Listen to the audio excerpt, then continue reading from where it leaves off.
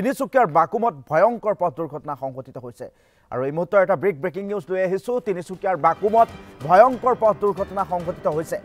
ambulance আৰু নৈশ বাছৰ মুখামুখি সংঘৰ্ষ আৰু তাতে নিহত হৈছে 3জনকৈ লোক পুৰুষ মহিলা সহ 16জন লোক আহত হোৱাৰ তথ্য আহি পৰিছে আৰু এই সমগ্ৰ ভয়ংকৰ যি দুৰ্ঘটনা এই দুৰ্ঘটনাটোৰ সন্দৰ্ভত সবিশেষ জানিবলৈ আমি ফোন লাইনত সংযুক্ত হৈছোঁ আমাৰ উজনি অসমৰ ব্যুৰো চিফ ভাস্কৰ জ্যোতি দাসৰ সৈতে ভাস্কৰ আপোনাৰ কাষলৈ আহিছোঁ পুৱাৰ ভাগতে এই ভয়ংকৰ খবৰটো আহি পৰিছে বাছ আৰু এম্বুলেন্সৰ মুখামুখি সংঘৰ্ষত 3জন লোকৰ মৃত্যু 5জনৰ অৱস্থা সংকটজনক এই সমগ্ৰ ঘটনাটো বৰ্তমান সময়ত আপোনাৰ পৰা সবিশেষ জানিব বিচাৰিছোঁ ভাস্কৰ স্যাৰ অনন্ত পুৱাই আমি এটা আসলতে ভয়ংকৰ দুৰ্ঘটনা খবৰ দিবলগীয়া হৈছে আৰু যিটো দুৰ্ঘটনাত ইতিমধ্যে 3জন লোকে অকাল লগা হৈছে তাৰে 2জন পুৰুষ আৰু এগৰাকী মহিলা বাকি 5জনৰ অৱস্থা অতি সংকটজনক বুলি ইতিমধ্যে আমাক জানিবলৈ দিছে আৰু 15 টোটেল আৰু তাৰ ভিতৰত 13জন লোকক তিনিচুকীয়া যিখন মেডিকেল কলেজ তিনিচুকীয়া যিখন চিকিৎসা মহাবিদ্যালয় তাত ভৰ্তি কৰা হৈছে তাৰ ভিতৰে 5জনৰ অৱস্থা অতি সংকটজনক বুলি ইতিমধ্যে আমাক আৰক্ষীৰ ফালৰ পৰা জানিবলৈ দিছে মই পুনৰ কৈছো তিনিচুকীয়া মাকুমত এটা ভয়ংকৰ পথ দুৰ্ঘটনা সংঘটিত হৈছে য'ত এখন তীব্ৰবেগী নৈশ বাছ যিখন নৈশ বাছ গুৱাহাটীৰ পৰা অৰুণাচল অভিমুখী আছিল আৰু এখন এম্বুলেন্স যিখন এম্বুলেন্স ফটোগ্ৰাফ আমি ইতিমধ্যে টেলিভিছনৰ পৰা দেখিবলৈ পাইছে সেই এম্বুলেন্সখন পাভৈ যিখন চাহ বাগান আছে সেই চাহ বাগানৰ এম্বুলেন্স আছিল আৰু সেই এম্বুলেন্সখনত প্ৰায় 5জন ৰোগী আছিল যিকেইজন ডায়ালিচিছ পেচেণ্ট আছিল অনন্ত ডায়ালিচিছ পেচেণ্ট 5জন আছিল আৰু সেই ৰোগী কেইজনক ডায়ালিচিছ কৰিবলৈ এম্বুলেন্সখনে ডিব্ৰুগড় অসম চিকিৎসা মহাবিদ্যালয়লৈ আনি আছিল পাৱৈ যিখন টি ষ্টেট আছে পাৱৈ যিখন চাহ বাগান আছে সেই চাহ বাগানৰ পৰা এই 5জন ৰোগীক ডায়ালিচিছৰ কাৰণে ডিব্ৰুগড় অসম মেডিকেল কলেজলৈ আনি আছিল আনি থকা অৱস্থাতেই পুৱা ৰাতি নহয় অনন্ত আচলতে দুৰ্ঘটনাটো ৰাতি হোৱা নাই বা পুৱতি নিশা হোৱা নাই পুৱা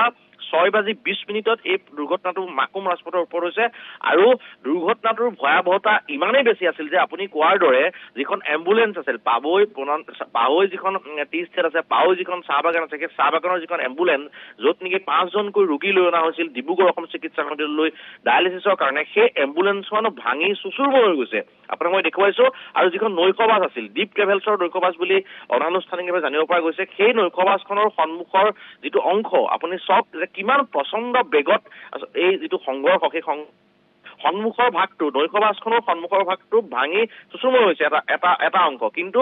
এই যিটো দুৰ্ঘটনা সেই দুৰ্ঘটনাটোত যিকেইজনৰ মৃত্যু হৈছে সেই আটাইকেইজনেই এই যিখন পাৱৈ টি ষ্টেটৰ পৰা যিখন এম্বুলেন্স আহিছিল সেই এম্বুলেন্সখনত থকা পুৰুষ মহিলা বুলি ইতিমধ্যে আৰক্ষীৰ ফালৰ পৰা জানিবলৈ দিছে আৰু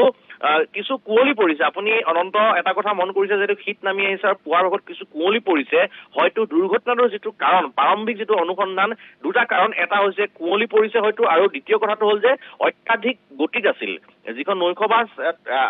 আছিল আৰু নৈশ বাছখনৰ লগতে যিখন এম্বুলেন্স আছিল অত্যাধিক গতিত আছিল আৰু গতিত থকাৰ কাৰণে এই যিটো দুৰ্ঘটনা সেই দুৰ্ঘটনাটো সংঘটিত হ'ব পাৰে বুলি কাৰণ যিহেতু 6:20 পুৱাৰ ভাগত হৈছিল প্ৰত্যক্ষদৰ্শী তাত বিশেষ নাছিল যিহেতু ৰাজপথৰ ওপৰতে হৈছিল আনুমানিক এটা আচলতে যিটো প্ৰাৰম্ভিক যিটো আৰক্ষী যিটো তদন্ত সেই তদন্তত এটা কথা পোহৰে যে অত্যাধিক গতি আৰু দুৰন্ত গতি আৰু কুঁৱলীৰ কাৰণে হয়তো এই যিটো দুৰ্ঘটনা ভয়াৱহ দুৰ্ঘটনাটো সংঘটিত হ'ব পাৰে বুলি আৰক্ষীয়ে আচলতে আমাক জানিবলৈ দিছে এই মুহূৰ্তলৈকে যিকেইজনৰ মৃত্যু হৈছে সেই মৃত্যু হোৱা লোককেইজনৰ নাম ঠিকনা আমি জানিব পৰা নাই যিহেতু পাৱৈ যিখন টি ষ্টেট আছে সেই টি ষ্টেটৰ হ'ব লাগিব কিন্তু এই মুহূৰ্তলৈকে তেওঁলোকৰ নাম আৰু ঠিকনা আমাৰ হাতত আহি পোৱা নাই আমি আহি পালে সেইখিনি জনাবলৈ সক্ষম হ'ম আৰু বাকী যিসকল আহত হৈছে 13জন লোক আহত হৈছে সেই 13জন লোকক বৰ্তমান চিকিৎসা প্ৰদান কৰি থকা হৈছে তিনিচুকীয়া যিখন চিকিৎসা মহাবিদ্যালয় হৈছে আৰু তাৰে কিন্তু 5জনৰ অৱস্থা অতি সংকটজনক বুলি ইতিমধ্যে জানিব পৰা গৈছে আৰু যিখন বাছ সেই বাছখনৰ নাম্বাৰ আমাৰ মাজত আহি পৰিছে যিখন বাছৰ নাম্বাৰ হৈছে আমাৰ বাছৰ নাম্বাৰ AS01KC 7799 এই বাছখন নৈশ বাছ হয় এখন গুৱাহাটীৰ পৰা অৰুণাচল অভিমুখী বাছখন আছিল আৰু মই পুনৰবাৰ কৈছো যিখন পাৱৈ টি ষ্টেটৰ যিখন পাৱৈ চাহ বাগানৰ যিখন এম্বুলেন্স আছিল সেই এম্বুলেন্সখন পাৱৈ টি ষ্টেটৰ পৰা ডিব্ৰুগড় অভিমুখী আহি আছিল আৰু তাত থকা যিসকলৰ ডায়ালিচিছৰ কাৰণে গৈ আছিল আৰু তাৰে 3জন আচলতে ৰোগী ইতিমধ্যে মৃত্যু হৈছে দুৰ্ঘটনাটোত তাৰে 2গৰাকী পুৰুষ আৰু এগৰাকী মহিলা বুলি জানিব পৰা গৈছে আৰু সৰ্বমুঠ এই সমগ্ৰ যিটো দুৰ্ঘটনা নৈশ বাছত থকা লোকসকলো যথেষ্ট আচলতে কেইবাজন লোক আহত হৈছে আৰু সকলোকে বৰ্তমান চিকিৎসা প্ৰদান কৰি থকা হৈছে তিনিচুকীয়া চিকিৎসা মহাবিদ্যালয়ত চিকিৎসা প্ৰদান কৰি থকা হৈছে আৰু তাৰে 5জনৰ অৱস্থা অতি সংকটজনক বুলি ইতিমধ্যে জানিব পৰা গৈছে মই পুনৰবাৰ কৈছো এক ভয়াৱহ দুৰ্ঘটনা সংঘটিত হৈছে তিনিচুকীয়া ৰাজপথৰ ওপৰত তিনিচুকীয়া মাকুমত সংঘটিত হৈছে ভয়াৱহ দুৰ্ঘটনাটো য'ত নেকি এখন তীব্ৰবেগী এম্বুলেন্সৰ এখন এখন তীব্ৰবেগী নৈশ বাছৰ মুখামুখি সংঘৰ্ষ হৈছে আৰু এই যিটো দুৰ্ঘটনা বা এই সংঘৰ্ষৰ যিটো আচলতে ভয়াৱহতা ইমানেই বেছি আছিল যে দুইখন গাড়ীৰ সন্মুখৰ ভাগ যিখন আপুনি এম্বুলেন্সখন দেখিছে এম্বুলেন্সখনটো একেবাৰে ধ্বংসস্তূপত পৰিণত হৈছে আৰু দ্বিতীয়তে যিখন নৈশ বাছ আছিল সেই নৈশ বাছখনৰ সন্মুখৰ অংশটো সম্পূৰ্ণৰূপে ভাগি চুচুৰ হৈছে আৰু পুনৰবাৰ কৈছো যে এই এম্বুলেন্সখনত 5জনকৈ ৰোগী পাৱৈ যিখন টি ষ্টেট আছিল সেই টি ষ্টেটৰ পৰা ডায়ালিচিছৰ কাৰণে লৈ আনিছিল ডিব্ৰুগড় অসম চিকিৎসা মহাবিদ্যালয়লৈ আঠবাটতে আহিছিল কাৰণ পাৱৈ টি ষ্টেটখন মাকুমৰ ওচৰতে আহি আচলতে টি ষ্টেটখনৰ পৰা ৰোগীকেইজন লৈ আহিয়েই দুৰ্ঘটনাত পতিত হৈছে আৰু দুৰ্ঘটনাটোৰ সময় আৰক্ষীয়ে আমাক জনোৱা মতে পুৱা প্ৰায় 6:20 এই দুৰ্ঘটনাটো সংঘটিত হৈছে ভয়াৱহ দৃশ্য ভয়াৱহ কেইখনৰ ফটোগ্ৰাফ ইতিমধ্যে আহি পৰিছে আমি কিছুমান ভিজুৱেলছ আমি আছে আমি দেখুৱাব নোৱাৰো কাৰণ যথেষ্ট আচলতে স্পৰ্শকাতৰ কিছু ভিজুৱেলছ আছে আপুনি সকলোৰে মন প্ৰাণ বিচলিত কৰিব গতিকে কেনে আমি সেই ভিজুৱেলছখিনি দেখুওৱা নাই আৰক্ষী আৰু স্থানীয় লোকৰ তৎপৰতাত বহু কষ্ট কৰি আছিলে বহু চেষ্টাৰ পিছত এই এম্বুলেন্সখনৰ পৰা যিকেইজন ব্যক্তি তাত আহত হৈছিল বা যিকেইজনৰ মৃত্যু হৈছিল সেই মৃত্যু হোৱা লোককেইজনৰ মৃতদেহৰ লগতে আহত কেইজনৰ লোক হয় হয় ভাস্কৰ আপোনাক ধন্যবাদ জ্ঞাপন কৰিছোঁ এই মুহূৰ্তত সবিশেষ কথাখিনি জনোৱাৰ বাবে এয়া আছিল উজনি অসমৰ ব্যুৰ চিফ ভাস্কৰ